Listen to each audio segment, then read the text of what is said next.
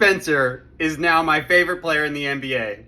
What a brilliant move by Steve Kerr taking out the starters in the third quarter last night when the Rockets were blowing out the Warriors. If y'all remember, if you've been around in the 90s, you know that this is par for the course. This is what they do. This is the right move on so many levels. Steve Kerr is playing chess while Ime Udoka is playing checkers. The absolute best case scenario for the Warriors in this situation was that their bench players played so good that the Rockets had to bring their starters back in, and that's what happened. And not only that, it gets even better. What happens next proves to me that this is the most entertaining series in basketball. Let's get into it. When the bench brings you back in the game and gets you to within 13, you don't just bring the starters back in. It's a bench game. They have earned the right to finish this game. Okay, so don't sit here and tell me that they should have brought the starters back in. That's the wrong move 1,000% of the time. Really, you don't know what you're talking about if you think they should have brought the starters back in. So I really want to get down to the bottom of how this happened. So clearly, Pat Spencer is blocking out Dillon Brooks here. He doesn't like that. He gets the rebound. Pat Spencer goes in for the ball.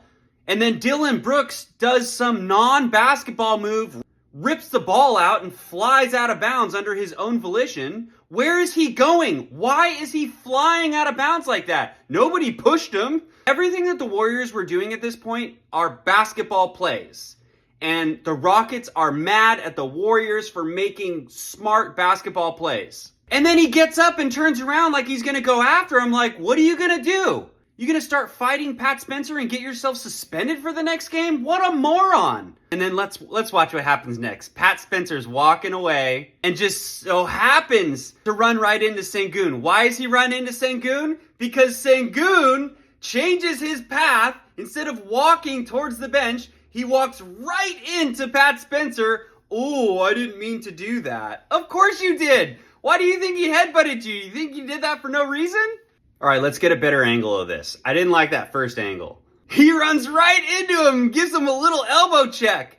I mean, what did you expect was going to happen?